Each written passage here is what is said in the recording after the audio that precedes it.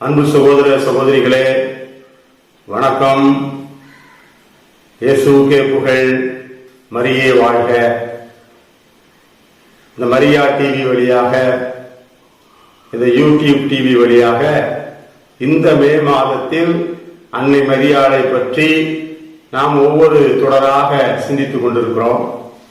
இந்த மரியா டிவி இன்னும் தொடர்ந்து ஜூன் மாதத்திலும் தொடர்ந்து பல்வேறு ஆழமான செய்திகள், நம்மை உருவாக்கக்கூடிய செய்திகள், நற்கருணை ஆராதனைகள், இறை புகழ்ச்சிகள், திருப்பலிகள், மறைவுரைகள் எல்லாம் தொடர்ந்து வரப்போகிறது. எனவே நீங்கள் இந்த யூடியூப் மரியா டிவியை நீங்கள் சப்ஸ்கிரைப் செய்து கொள்ளுங்கள். சில கேட்கிறாங்க, சப்ஸ்கிரைப் பண்றதுக்கு எது காசு கட்டணும்? ஒரு காசுலாம் ஒன்று கட்ட வேண்டாம். நீங்க சப்ஸ்கிரைப் பண்ணிக்கிட்டீங்கன்னா ஒவ்வொரு தடவையும் யாராவது ஒருத்தர் உங்களுக்கு அனுப்பி ஞாபகப்படுத்த வேண்டாம். எப்போ இந்த யூடியூப்ல நான் புதிய பதிவை போடுறோமோ அது உடனே உங்க மொபைலுக்கு வந்துடும். எனவே இதை செய்யுங்கள். முக்கியமாக இந்த நாளில அன்னை மரியாளுடைய ஒரு காட்சியை நாம் பார்க்க போறோம். அதுவும் பெந்தகோஸ்தேக்காரருக்கு அன்னை மரியாள் காட்சி கொடுத்து அவரை கத்தோலிக்க திருச்சபைக்கு மாற்றிய ஒரு காட்சி. போப்பாண்டவரை கொல்வதற்காக கத்தியோடு அலைந்த ஒருவரை மனம் மாற்றி அவரை கத்தோலிக்க திருச்சபைக்கு கொண்டு வந்த ஒரு காட்சி. இது முக்கியமான காட்சி. ரோமை நகரிலே ட்ரைபன்டானே என்று சொல்லக்கூடிய 3 ஃபவுண்டன்ஸ், 3 நீரூற்றுக்கள் என்கிற இடத்துல அன்னை மரியாள் அங்கே காட்சி கொடுத்தாங்க. அந்த காட்சியை பெற்றவர் யார்? அதே ரோம் நகரில் இருக்கக்கூடிய திரு புருனோ கொர்னாச்சியாலோ. புருனோன்னு வச்சுக்கிடுமே. அவருடைய மனைவி பேர் அயலாண்டா. 3 பிள்ளைகள் கத்தோலிக்க திருச்சபையில தான் இருக்கிறாங்க. ஆனா எல்லாரையும் போல இவருக்கு ஒரு 26 வயசுல ஒரு ஜெர்மன் நாட்டில் இருந்து வந்த ஒரு சபைக்காரர் அவர்கிட்ட பேசி இவருடைய மனதை மாற்றி இவரை பெந்தகோஸ்தே சபைக்கு அவர் கூப்பிட்டார். இவர் பாப்டிஸ்ட் சபையில போய் முழுக்கு ஞானஸ்தானம் வாங்கி அந்த சபையில சேர்ந்துட்டார். இவர் இயல்பிலே கொஞ்சம் மூர்க்கமான முரட்டுத்தனமான ஒரு ஆள். எப்பவும் மனைவியை அடிப்பார், அடிச்சு கொடுமைப்படுத்தி சித்திரவதை பண்ணக்கூடியவர். இப்ப வேற சபைக்கு மாறினதுக்கு அப்புறம் தினமும் வீட்டுக்கு வந்து இந்த படத்தை பூரா எடுக்கணும், நீ வீட்டுல போட்டிருக்கிற அந்தோனியார், மாதா, இந்த எல்லா படத்தையும் எடுக்கணும், ஏன்னா இதெல்லாம் சாத்தான் படம். இந்த படம்லாம் வீட்டுல இருக்கிறதுனாலதான் நம்ம குடும்பம் விளங்காம இருக்கு. இது எங்கேயோ நீங்களும் கேட்ட மாதிரி டைலாக் மாதிரி இருக்கும். ஏன்னா சில நேரம் உங்க வீட்டிலே வந்து சொல்லியிருப்பாங்க. அந்த படத்தை பூரா எடுத்து கீழே போட்டு உடைச்சி நொறுக்கி தீ வச்சு கொளுத்தி ரொம்ப அராஜகம் பண்றார். அது மட்டும் இல்லாமல் அவருடைய மனைவியும் அந்த சபைக்கு வரணும்னு கட்டாயப்படுத்தி அடிக்கிறார். அப்ப மனைவி சொல்றாங்க, உங்களுக்கும் எனக்கும் ஒரு டீல். நான் சொல்றத நீங்க கேட்டு அது நடந்துச்சுன்னா நான் சொல்றபடி நீங்க கேட்கணும், இல்ல அது நடக்கலன்னா நீங்க சொல்றபடி நான் கேட்பேன். ஓகேயா? இவர் டீலுக்கு ஓகேன்ட்டார். அந்த அம்மா சொன்னாங்க, ஒவ்வொரு தலை வெள்ளியும் 9 மாதம் நீங்க தொடர்ந்து கோயிலுக்கு போய் பாவ சங்கீர்த்தனம் பண்ணி திருப்பலி கண்டு நற்கருணை உட்கொள்ள வேண்டும், இயேசுவின் திரு இருதயத்துக்கு ஒப்பு கொடுக்கணும். இப்படி 9 மாசம் தலைவலி நீங்க ஒப்பு கொடுத்துட்டு அப்புறம் வாங்க நீங்க என்ன சொல்றீங்களோ கேட்கிறேன் அப்படின்னு அம்மா சொல்லிட்டாங்க. இவர் பெரிய தலைவலியா இயேசுவின் திரு இருதயமா தான் நினைச்சார். அதே மாதிரி ஒவ்வொரு தலைவலியும் கோயிலுக்கு போனார், திருப்பலி கண்டார், நற்கருணை உட்கொண்டார். 9 மாசம் முடிஞ்சது, 10 மாசம் முடிஞ்சது, 11 மாசம் முடிஞ்சது, ஒண்ணு நடக்கல. சொன்னா இந்த கோயில் பூசை இதெல்லாம் டுபாக்கு. அதனால இப்ப நான் சொல்றபடி நீ கேட்கணும், நான் போற சபைக்கு நீ வா. அந்த அம்மா தோத்து போயிட்டாங்க. சரி நானும் வாரேன்ட்டு இந்த அம்மாவும் அவர் கூட சபைக்கு போயிட்டாங்க. அவர் பாப்டிஸ்ட் சபையில இருந்தார். 7th டே அட்வென்டிஸ்ட் சபைக்கு மாறினாரு. எதுக்கு சபை மாறினாரு தெரியல. ஆனா மாற மாற மாற அவருடைய உள்ளத்துல அதிகமான வெறுப்பு, குருக்கள் துறவிகள் மேல வெறுப்பு, திருச்சபை மேல வெறுப்பு, திருத்தந்தை போப்பாண்டவர் மேல வெறுப்பு, அன்னை மரியாதை மீது வெறுப்பு, இது வெறுப்பு அதிகமாகிட்டே இருக்கு. அதனால என்ன பண்ணாரு, போப்பாண்டவரை எப்படியாவது கொல்லணும். அவரு தான் எல்லாத்துக்கும் காரணம். போப்பாண்டவரை கொன்னா இந்த திருச்சபை நிறைய மாற்றங்கள் வரும் அப்படின்னு சொல்லி அப்போ போப்பாண்டவராக இருந்த 12ஆம் பத்திநாதரை கொல்றதுக்கு கடையில போய் ஒரு பெரிய கத்தி வாங்கிட்டார். அந்த கத்தியுடைய கைப்பிடியில போப்பாண்டவருக்கு சாவு அப்படின்னு அப்படி வெட்டிருக்காரு, பேர் வெட்டின மாதிரி வெட்டியிருக்காரு. அந்த கத்திய பத்திரமா வச்சிருக்கிறார். போப்பாண்டவரை கொல்றதுக்கு தேதியும் குறிச்சிட்டார். செப்டம்பர் மாதம் 8ஆம் தேதி மாதாவுடைய பிறந்த நாள் பாருங்க. 1947ஆம் ஆண்டு போப்பாண்டவரை கொல்லணும், தேதியை குறிச்சிட்டார். குறிச்சிட்டு அவருடைய அந்த செவன்த் டே அட்வென்டிஸ்ட் சபையில இவரை ஒரு பிரசங்க வைக்க சொன்னாங்க. என்னன்னா, மாதா கன்னியும் அல்ல, அமல உற்பவியும் அல்ல, அதை நீங்க பேசணும்னு சொன்னாங்க. இவர் ஒத்துக்கிட்டார். ஏப்ரல் மாதம் 12ஆம் தேதி 1947ஆம் ஆண்டு ஒரு சாயந்தரம் அவருடைய 3 பிள்ளைகளையும் கூட்டிக்கிட்டு ஒரு பூங்கால விளையாட போறார். பிள்ளைகளை விளையாட விடுறதுக்காக போறார். அந்த பூங்கால ஒரு சின்ன செடி இருக்கு, அதுல மாதா சுருவம் இருக்கு. இவர் உடனே பேனா எடுத்துட்டு போய் அந்த சுருவத்துல எழுதுறாரு பாருங்க, நீ கன்னியும் இல்ல தாயும் இல்லைன்னு எழுதி வைக்கிறார். பிள்ளைகளை விளையாட விட்டாரு. இவர் உட்கார்ந்து பிரசங்கம் தயாரிக்கிறார். நாளைக்கு சபையில போய் பேசணும். என்னன்னா, மாதா கன்னியும் இல்ல அமல உற்பவியும் இல்லைன்னு பேசணும். அதுக்காக செய்தி தயார் பண்ணிட்டு இருக்காரு. அப்ப அந்த விளையாண்டு இருந்த பிள்ளைங்க அப்பா அப்பா அப்பான்னு சத்தம் போடுறாங்க. சத்தம் அப்படியே போய் சத்தத்தை காணும். இவர் ஓடி போய் தேடுறாரு பிள்ளைகளை. அந்த பூங்கா முழுவதும் தேடி பார்க்காரு.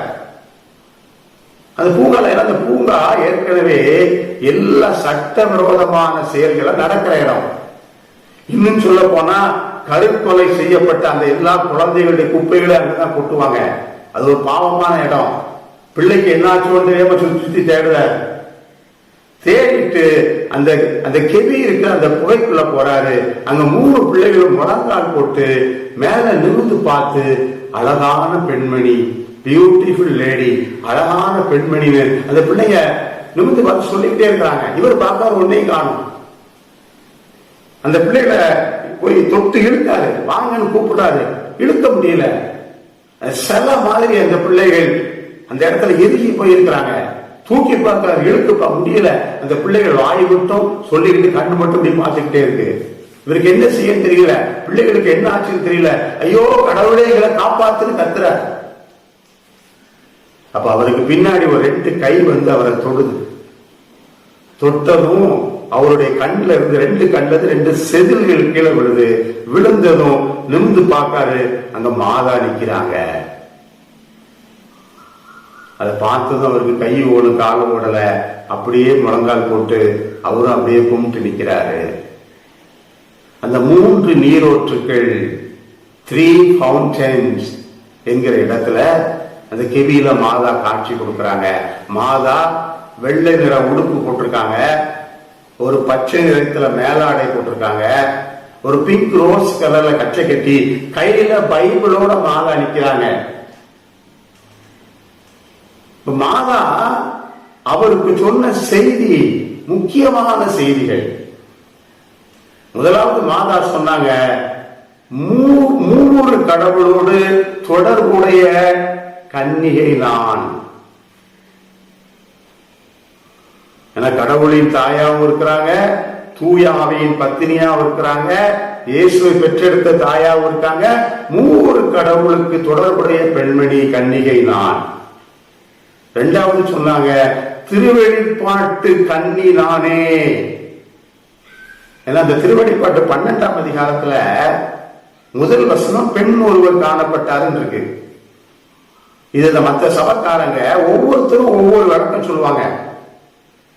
இந்த பெண் என்பவள் இஸ்ராயேல் மக்கள் சொல்லுவாங்க. இன்னும் ஒரு சில இந்த பெண் என்கிறவள் இஸ்ராயேல் மக்கள் கடவுளை பெண்ணாக பார்த்தாங்க, அந்த பெண்ணு தான் சொல்றாங்க.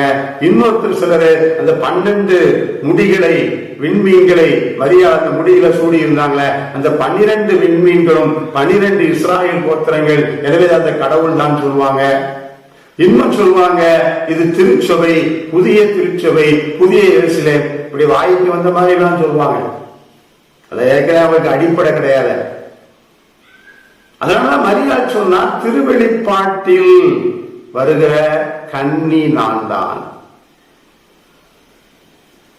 நீ செய்யற எல்லாத்தையும் இதோட நிறுத்து, நீ என்னை அதிகமாக துன்புறுத்துகிறாய், போதும் நிறுத்து. போய் ஆட்டு கொட்டிக்குள் போய் மீண்டும் சேரு.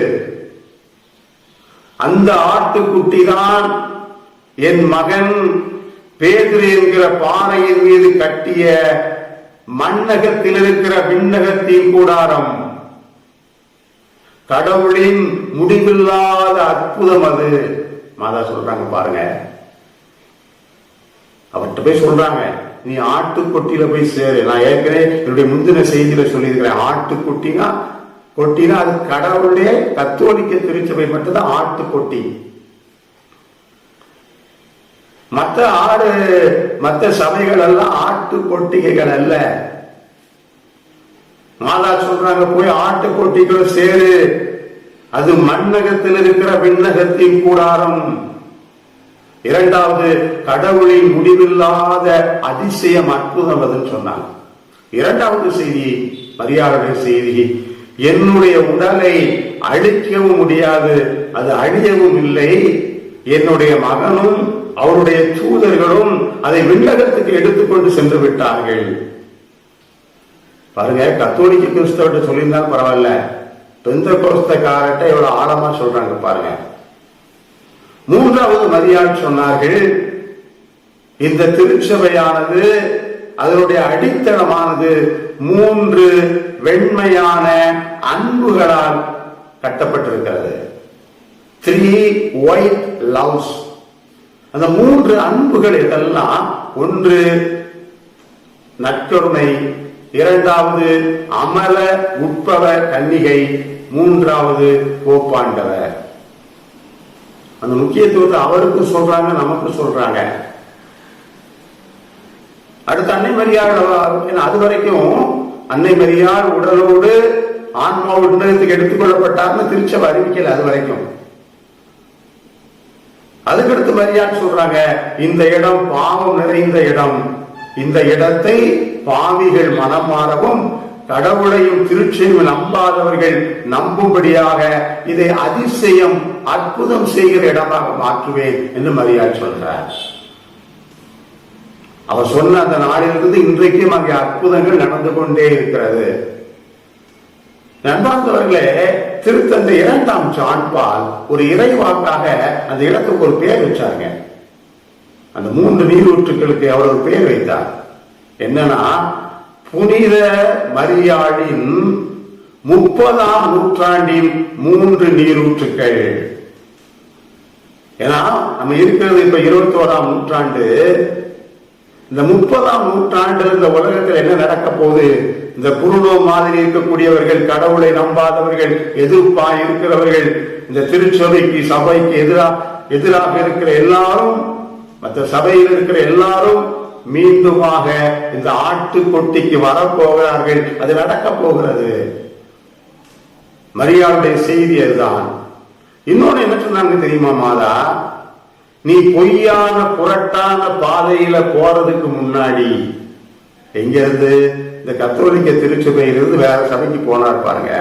மாதா சொல்றாங்க, இந்த பொய்யான புரட்டான பாதைக்கு நீ போறதுக்கு முன்னாடி உன் மனைவி உனக்கு சொல்லியிருந்தாலே, 9 முதல் வெள்ளி திருப்பலி இயேசுவின் திரு இதயத்துக்கு ஒப்பு கொடுத்த அந்த 9 மாதங்கள் இருக்குதே, அதுதான் உன்னை காப்பாற்றி இருக்கிறது.